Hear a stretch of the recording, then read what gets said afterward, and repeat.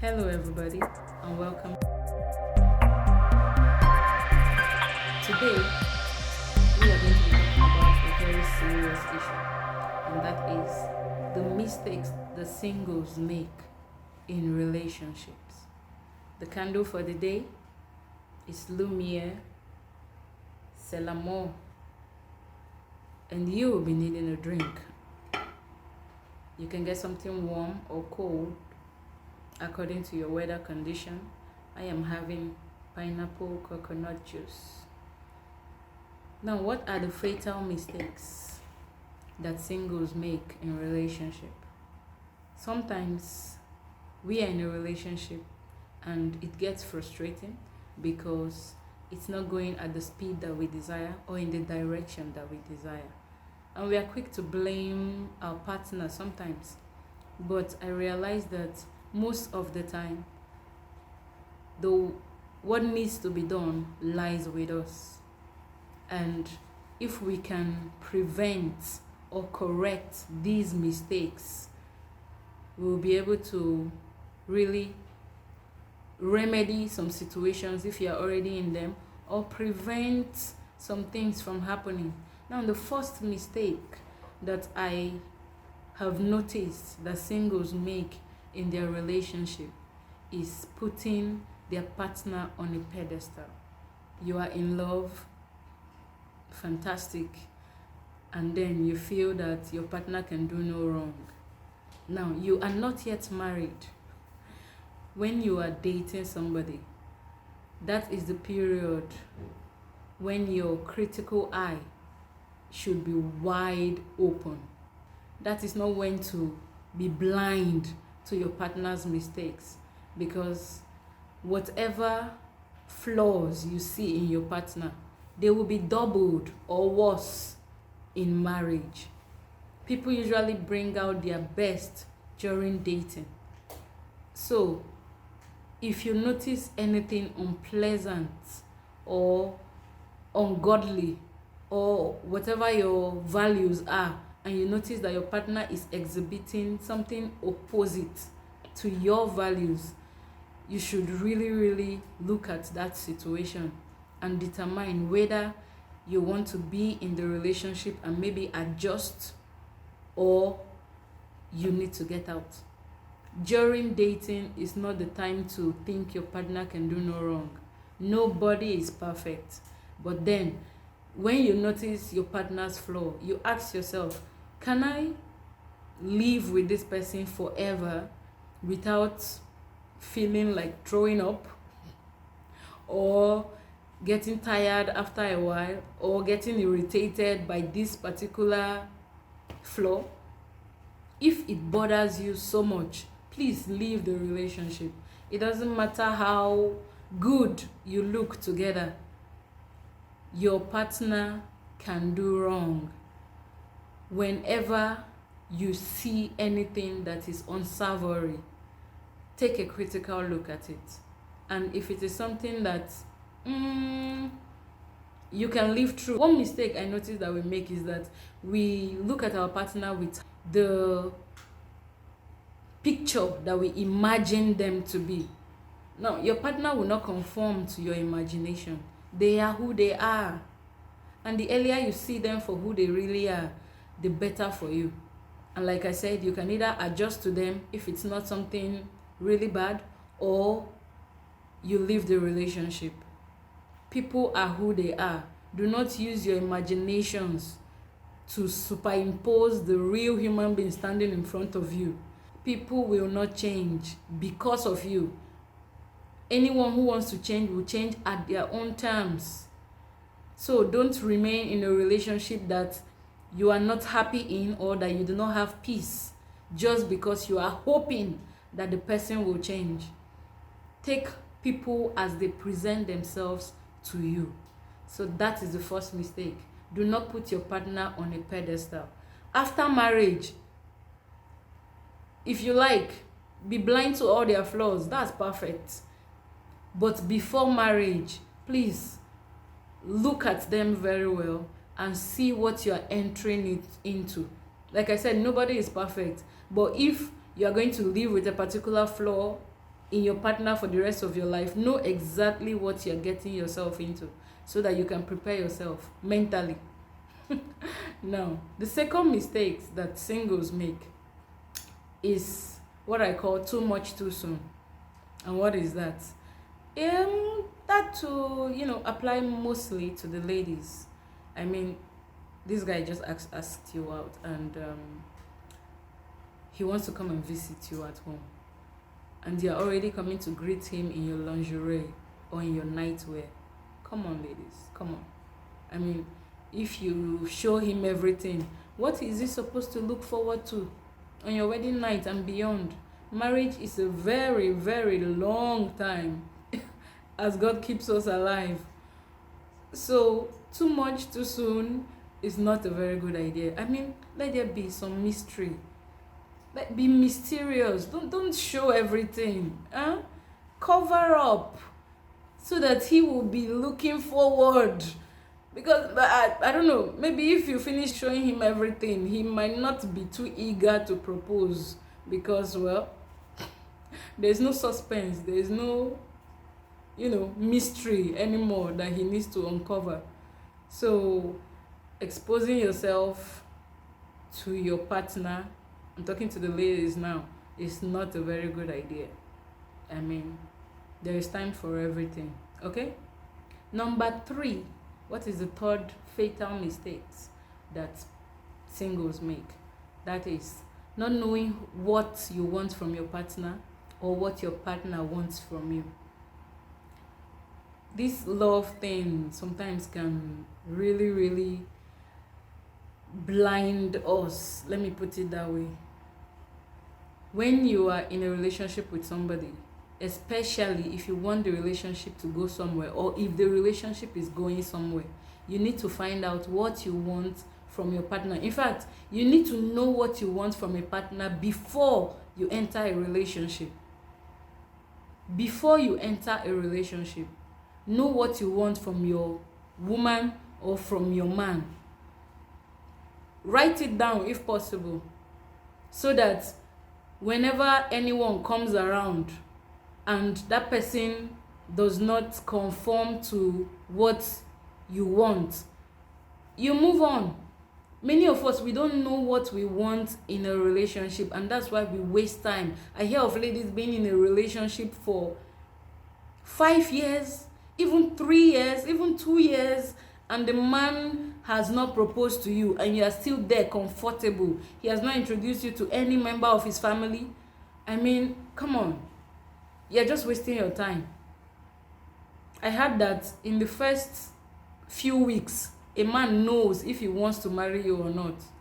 In 6 months, if he does not make his intentions clear already, then you need to start reevaluating that relationship and decide whether you want to keep going, and possibly it will be a waste of your time, or if you need to leave and find someone who is serious. So what exactly do you want in a relationship?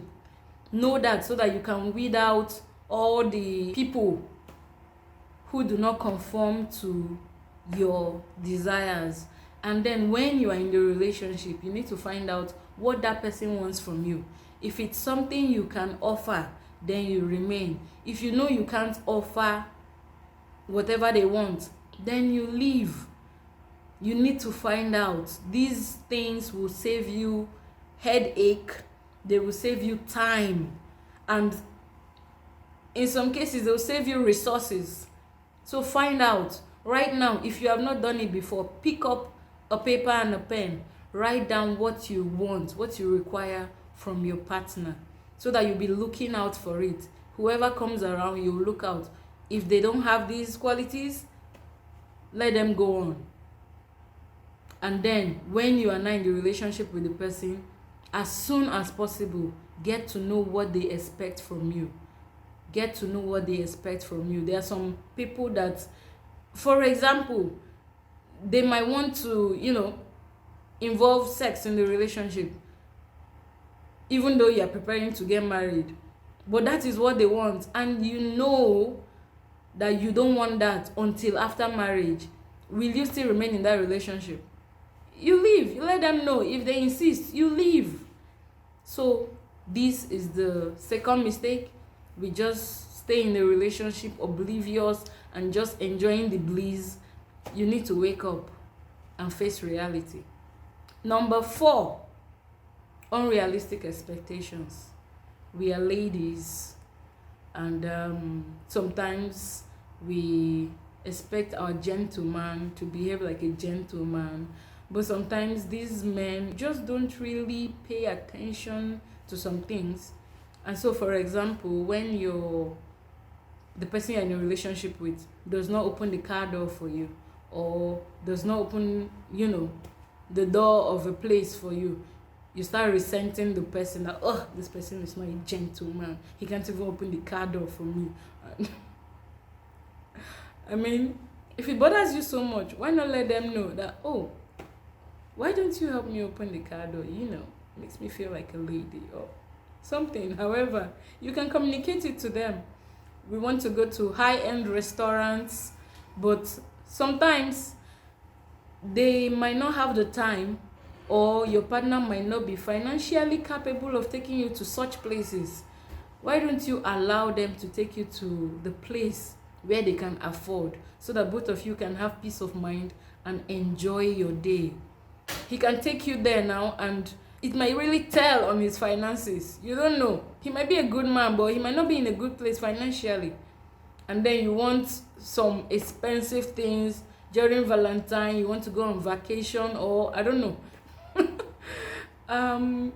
Unrealistic expectations have killed a lot of relationships. So please, if you love the person and the person is a reasonable human being, all in all, cut them some slack.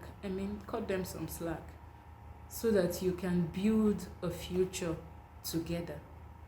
Reduce your expectations a little bit. There's time for everything. There will be time when he will be able to shower you with everything you dreamed of, or even more. So if you know that it's just these petty things that is keeping you from deciding on this gentleman as a lady, maybe you should, just reduce your expectations a bit. I've seen people who got married and they were very, very low, but in a few years, God blessed them and they were able to do everything they've always wanted to do. So be patient with your man. This is mainly for the ladies. Number 5, too invested in the wedding preparation and not planning properly for the marriage. This also goes to the ladies, my sisters. Let's not become too focused on the wedding. Mentally, psychologically, financially, and forget the marriage. Your wedding cannot be the best in town. There is somebody's wedding that will be better than yours, and there are other people's wedding that will not be as good. We're talking about maybe glamorous now as yours.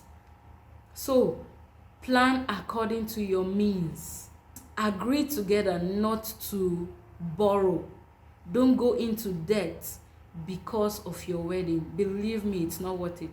2 out of 3 of the weddings I've heard of where the couples went into debt in order to have their dream wedding ended in divorce a few months after the wedding. Is it worth it?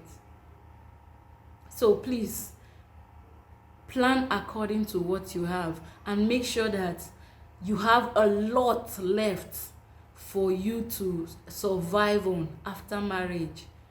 Don't use all your money to do all the glamorous things to feed everybody, and then you go back home and remain hungry. Even if you cannot feed everybody, you can just buy drinks and snacks. Have your wedding and have a home to go back to. If you take debts because of your wedding, how long will it take you to recover, to pay up all those debts, and then to actually start your life, start saving? It's not worth it. If you have anybody around you that has done that, ask them. If they are truthful to you, they will tell you that it's extremely stressful. Plan according to your means and let God bless your marriage. Also, apart from the financial aspect, don't be so focused on the wedding and then not think of the marriage emotionally. You need to prepare to be a wife. You need to prepare to be a husband, to take care of your family. You need to prepare to build your home as the wife. What does that entail? There are a lot of books that will teach you what to do. So please, I encourage you to read. If you are preparing for marriage, read. Books can never be too much for you. Read about pregnancy. The man and the woman, you can read. But mainly, ladies, go and pick up books about pregnancy. Read. Know what to expect so that things will not hit you unawares. Okay? So, prepare for the marriage financially.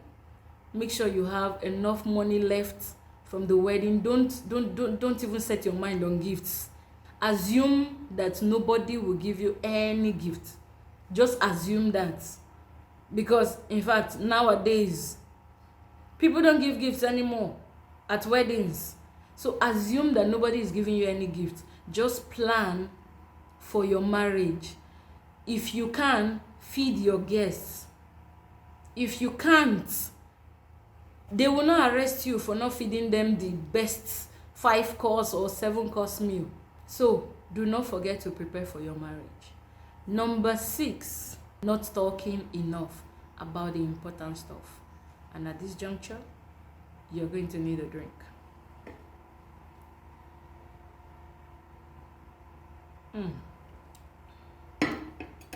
Not talking enough about the important stuff. You know, you're in love and you're into all the mushy stuff.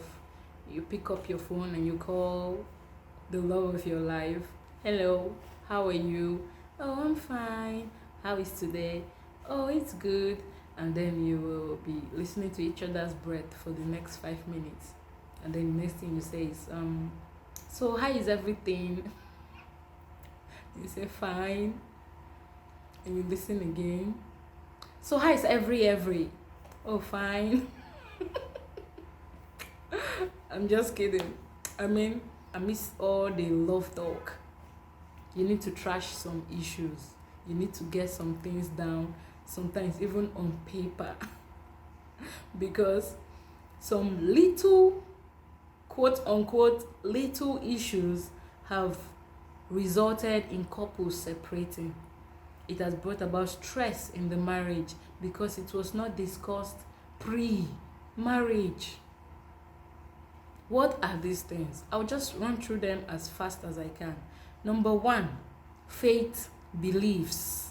What are your beliefs? What is your faith? If your faith is opposite to that of your partner, can you handle it?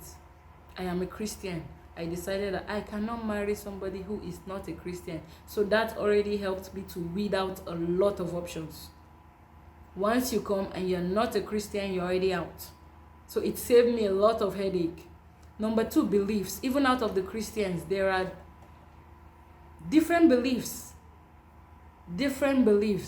So if your beliefs are not in tune with mine, you are also out. When it comes to faith and belief, I encourage you not to compromise, because this is what has made you who you are today. And if you are happy with who you are, then don't compromise on your faith and your beliefs, especially as a Christian. If you get married to somebody who you are not equally yoked with, the Bible says you should not be unequally yoked with unbelievers. If you get married to someone you are not equally yoked with, that person will pull you down, because you will always be the Jesus. You know what I mean?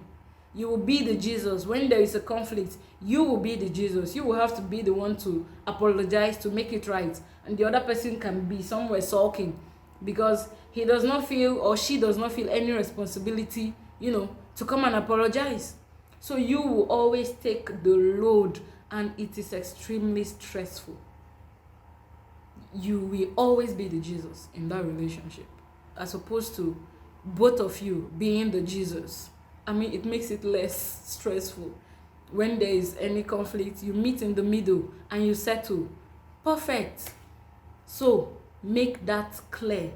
What are your beliefs? Are they in tune with your partner's beliefs? Also, where do you want to worship?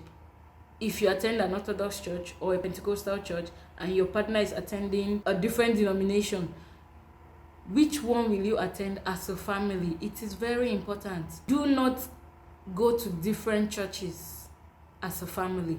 It breaks homes. Don't do that. So decide while you are dating. Okay, this is the church I attend. This is the church you attend. We have the same beliefs, just different denominations. Which one are we going to attend? So both of you can decide to attend the one that is closest to your home, or you can decide to attend either of yours. So make sure that is clear, and whatever decisions you make, please stick with it. That's why I say, if possible, write it down, so that if you have a short memory or your partner has a short memory, they will not come tomorrow and say, no, we didn't say this. You can show them, this is the paper or book we wrote together. Number 2, things that we do not talk about enough: finances. You need to talk about money. Money can make or break a relationship. You need to talk about money. Are you going to have a joint account? Are you going to have like a 50-50 kind of partnership? That you are working, I'm working, you bring 50% of the whole expenditure or bills, I bring 50%, and then we set so percentage for our savings. What are your plans money wise? Discuss it. If possible, seek for financial advice from somebody who is versed in that, so that you can make the best decisions. Still, about the finances, how much are you giving away? You have to decide that too. You cannot just focus on yourself. As a couple, give. When you give, you receive. It's a universal law. You give, you receive. So are you giving to orphanages? Are you giving to ministries? Very importantly, you should plan to give to your parents. How much are you going to set aside to give to your parents? You might leave the specific amount until after marriage, but you need to know who and who you'll be giving to before marriage. Let it be clear, because your partner may not believe in giving to their families, or maybe they feel their families have hurt them, so they don't want to give. You can advise them that, honor your father and your mother, that your day may be long. They took care of you in their old age. It's your turn to take care of them. So don't miss that blessing. As a family, I encourage you, when you get married, you can set the amount. But before then, make sure you're on the same page as to giving, especially to parents and your guardians. You can add any other groups or ministries as you are led. Another thing is visiting family, especially parents or your guardians, if they are far away. How often? Visiting them is a no-brainer. You have to. But how often? If you are out of the country, how often are you going to visit? Once in 4 years, once in 5 years, once in 3 years, once in 2 years, once in a year, even within the country, once in a year. Of course, you can't go there too often. You have to concentrate on your family. But you need to also plan your visitation. So let them feel loved, Put it into your planning. How often will you visit family, your parents? Decide that before the marriage and stick with it. Stick with it. It doesn't matter how much you miss mom or dad. If you have decided that you'll go there once in 2 years, don't come and start crying after 6 months that, oh, I miss mommy, I need to go home. Please, whatever decisions you make, stay with it. Another thing we don't talk about is what to spend on the wedding. I already hinted on this in the other point. What to spend on the wedding. You need to make it clear. What percentage of your total income are you willing to spend on the wedding? It will really, really help you in your budgeting. And once you have budgeted according to your according to the amount you're ready to spend. Please stick with that. Just make a plan. This is the amount we'll spend on our wedding, or this is the percentage of our total income that we'll spend, and that is all. Every other thing can wait. When I was planning for my wedding, I wanted a lot of things. Oh, who doesn't? I mean, there are many things I wanted to be put in place, but I had to stick with what we had planned. And after we got married, I realized it wasn't that important. It was not. Believe me, it did not have any effect on the day. Those things being absent did not make my day bad. I had a swell time on my wedding day. Another thing is family planning. You need to also decide that. What are you going to use in your family planning? Before I got married, I visited a gynecologist, and he gave me the breakdown of everything, of all the methods and which one he would advise. And when I came back, on the phone, I spoke to my fiance, and we decided on the one we are going to use. So that is also important, because some of these contraceptives will need a process. Some are things you can do by yourself, some are things you can swallow by yourself, or a patch on your arm. So decide which one, so that if it's something that you need to do before the wedding, so that it will take effect, you will be able to do it on time. So speak to a gynecologist. You ladies, I encourage you, if you are preparing for marriage, go and talk to your gynecologist and decide what contraceptives to use. Another issue is the issue of sex. You need to talk about sex while you are dating, because some people have grown up with some ideas that some things are a taboo, and then maybe you are more open-minded. So you need to know, so that both of you will be on the same page. Also, still about sex, during period, are you open to it during period or not? You need to last during the woman's period, menstrual cycle. You need to know. You need to discuss it and let her know. If it's something she doesn't mind, fine. If it's something you mind, discuss it and be on the same page. Also, how long are you going to wait in between children, and how long are you going to wait after marriage before you start having children? Pregnancy changes a woman. Lord, pregnancy changes women. I and my husband, we discussed that we were going to wait a specific number of months before we started having children. And I cannot tell you how important those months are to our life right now. Very, very important, because my pregnancy was a very difficult one. I had quote unquote morning sickness until I gave birth.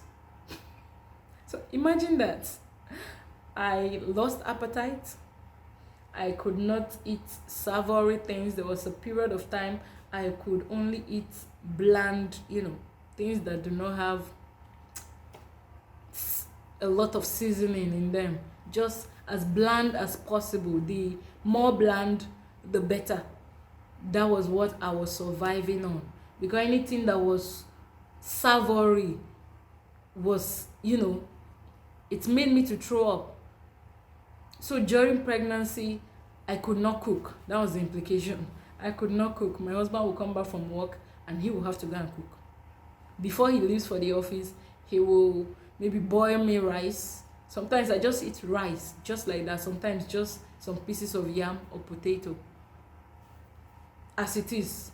So he will wake up, get ready for work, do that for me before he leaves. Because I could not even enter the kitchen.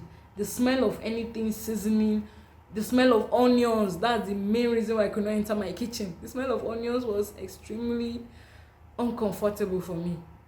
And then also cleaning. He was also doing most of the cleaning. because I try to do it once in a while, but it's stressful. The smell of cleaning products also made me to throw up. But before I got pregnant, I'm a very good cook. I mean, I'm a very good cook. I don't mean to brag, but I'm good. So I cooked and cooked all the things I've dreamt of cooking while I was single, of cooking for my husband. I cooked it for him, some of them, as time will allow. And he got to know that I was a good cook before I got pregnant. Imagine I got pregnant before I got married, or immediately I got married. He will not see that aspect of me. He will just see this wife that only wants bland food, and I mean, that's suffering to him. And after pregnancy, you are not like your pre-pregnant self. You are now a mother. So things also change. You know, if before you got you had a baby, you were walking around, nude and just having fun. After a baby, you have to cover up when you're moving around, because those children, they see and they remember. So I encourage you. This is not really a mistake, but it's something that I would just advise. Give yourself a few months before you start having children, especially if you had a Christian kind of dating and courtship, that you did not live together and you were not sexually involved. Give yourself some time to really enjoy that aspect of marriage before you get pregnant, in case it will change you like it did me, and also before the children come along. Then, lastly, what kind of spacing are you going to give your children? 2 years, 3 years, 4 years? You need to discuss that, so that it will also help you in your planning. So with that, I hope I've been able to give you some useful advice to take note of while you are dating, so that your marriage can be all that you desire it to be. And as always, if you like the video, show us by hitting the like button. If you have not yet subscribed, please subscribe and hit all notifications, so that you know whenever we post videos. And smile. That is the cheapest and the best makeover you can ever give yourself. See you in my next video.